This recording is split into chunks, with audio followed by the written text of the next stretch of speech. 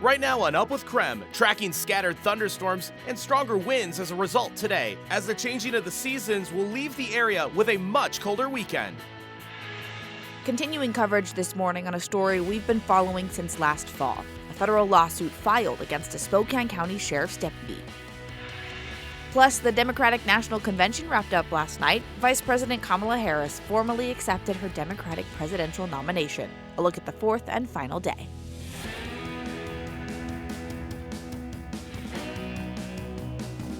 Up with KREM begins now.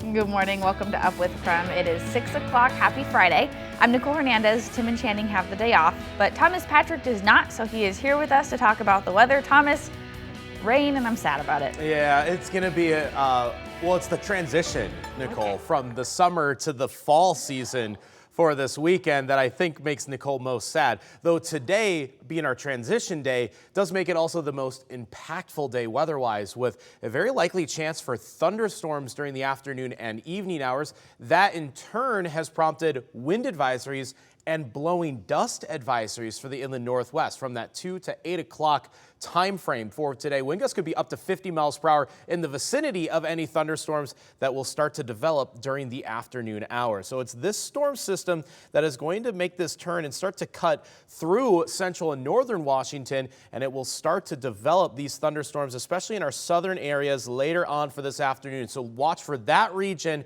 to be the first to see thunderstorms, which we'll be tracking later today. And if you're getting up and headed out the door this morning, we want to give you a look at some of the traffic. This is a traffic camera that's loading at the moment. Once it gets loading, this is I-90 and Division. Even if it doesn't get loading, though, you can see not much happening in the way of traffic, so things are looking calm for now. If things change, we'll make sure to keep you updated right here on Up with KREM. No, I don't. You're not shutting the door, you're not free to leave. Yeah, I am. So you might remember that video there. The Spokane County Sheriff's deputy wearing the body camera is accused of beating that man to the point where he had to be hospitalized for days after. We have new information on that this morning. That man in the video filed a federal lawsuit. Our Brandon T. Jones is in the newsroom now this morning to break down more of what we know. Brandon? Nicole, and this is a story we've been following since last fall, and we've been keeping track on it. And it all started when a 62-year-old man was confronted after trying to take a nap in his car by Sergeant Clay Hilton. When Hinton went in hand over his ID, the situation escalated, and his attorney says Sergeant Hilton beat him to the point where he suffered 8 broken ribs, a punctured lung, and a concussion. Spokane police later investigated the incident and found there was no probable cause to charge the sergeant with assault. Since then, there's been no word from prosecutors on next steps. But as of today, Hinton filed a federal lawsuit against several parties, including Sergeant Hilton, the Spokane County Sheriff's Office, the City of Spokane Valley, and the American Medical Response Ambulance Service. All have a lawsuit against them now. In the lawsuit, Kevin Hinton accuses them of several things, including excessive force, deliberate indifference, and negligence. The complaint states in part that the sheriff's office rubber-stamped their approval of an officer's use of force despite clear evidence to the contrary. KREM 2 spoke with Hinton's attorney back in February. He said this incident left his client, quote, shaken to the core and that it should have never happened. But for now, reporting in the newsroom, I'm Brandon T. Jones. The Democratic National Convention wrapped up in Chicago last night. Vice President Kamala Harris promised to be a, quote, president for all Americans when she accepted her party's nomination. In her acceptance speech, Harris laid out her policy vision for the country and took on her opponent, former President Donald Trump. As CBS's Caroline Cummings reports, Harris is the first Black and South Asian woman to officially receive a major U.S. party's presidential nomination. A historic night in Chicago as Vice President Kamala Harris accepted the 2024 Democratic nomination for president. America, we are not going back. Harris vowed to create an opportunity economy, push for a Middle East ceasefire deal, and revive the failed bipartisan immigration bill. The former California Attorney General also made her case against former President Donald Trump. In many ways, Donald Trump is an unserious man.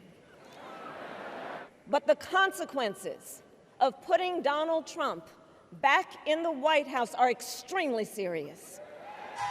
Supporters at a watch party in Harris's hometown, Oakland, say the energy during the speech was electrifying. You tear up because you know how important it is. The theme of the final day of the Democratic National Convention was For Our Future, with the focus on some key domestic issues. We have a duty to care for our patriots who serve our nation. From the military to gun violence. Our losses do not weaken us. They strengthen our resolve. The night featured appeals from battleground state Democrats. Kamala Harris, she gets us. Are we going to fight? Are we going to vote? And a former GOP congressman. I'm putting our country first. There were also musical performances from the Chicks and Pink. Caroline Cummings, CBS News, Chicago.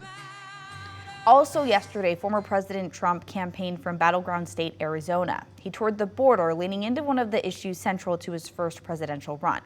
The former president met with families of victims allegedly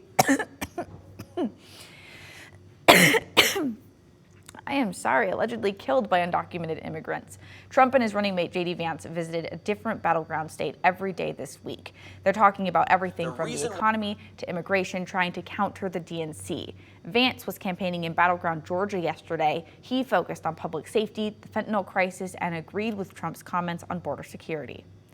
Why we have an open border is because Kamala Harris undid the policies of Donald J. Trump. We bring Donald J. Trump back, we bring those policies back, we will get border security, but you've got to have a president who wants to do this stuff. The Trump campaign blamed the Biden administration and Vice President Kamala Harris for record crossings. In the last few months, though, the numbers have actually gone down. Back in June, President Biden put asylum restrictions in place. Now, new data from Customs and Border Protection says arrests at the border went down too. They're at the lowest since September of 2020. It's now 6:07. Let's take a look at your morning rush. More news in less time. A Spokane County deputy is in the hospital after getting stabbed while on a call yesterday. The Spokane County Sheriff's Office says someone reported a woman walking through people's yards and climbing fences in Deer Park. The Sheriff's Office says while a deputy was trying to get her into custody, she stabbed him in the chest.